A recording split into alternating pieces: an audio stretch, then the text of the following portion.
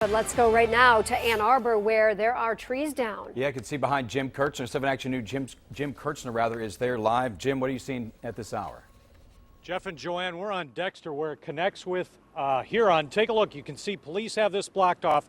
The only people being allowed here are the people who live on these streets. Now, follow me over here. This is Wildwood, where a tree limb has been already cleaned up, and a DTE crew already repaired some power lines here, just one of several power lines down. Take a look at this big tree. It does go into this house. We're going to talk to this homeowner in just a second, but take a look further down on Dexter, where a lady lived in an upstairs apartment, and as this storm hit, she could see it, hear it, and feel it. It started to get really windy, and I thought it was another tornado because it was the strongest wind I've ever experienced, and it did not go away. It just kept coming. Ann Arbor Fire is on the scene. They say a half dozen houses have severe damage, another half dozen minor damage. Power lines are down along Dexter for several blocks, and when this big tree fell at 3 this afternoon, the resident felt it. In fact, just missed it, had moved downstairs. It was a loud crack, but not as loud as you would think. A block away, another tree fell on another house. A homeowner was tracking the storm, tried to get home ahead of it, but was too late. Tried to come home down Dexter here. I couldn't because that was closed because of a tree down. Then I tried to come down this street and I had a hard time because there was a tree down there. And then I pulled into my driveway.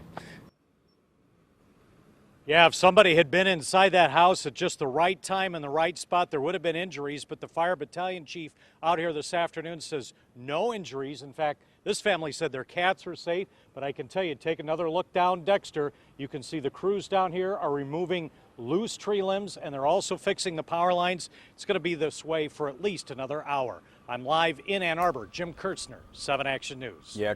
Who is also in Ann Arbor. Andy, what kind of damage are you seeing where you are?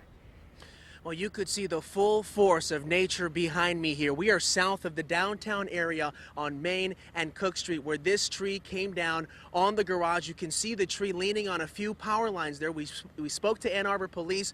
What's happening here is they're thinking that the lines probably won't come down, but you can see the tree on the line smoldering at times. Now, joining me is a resident who lived just next door to this tree coming down. Nick, here, come on in. What did you see? What did you feel at the height of the storm?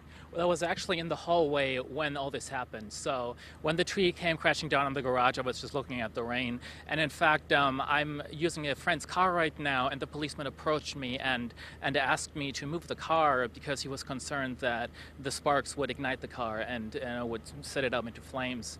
And I ran in to get the key, and then he told me it would actually, at this point, be too late, and he would be concerned with that me. If you move the car, that in fact it would be worse. Right. I would be in the car when it would blow up. Right. So a very fluid situation here. Obviously, we've got a tree that needs to be cleared very carefully. We've still got some power lines here. We've got crews cleaning up, but a real near miss here as crews make sure that whatever is being cleaned up is cleaned up very carefully. We're live in Ann Arbor. Andy Choi, 7 Action News. All right, Andy.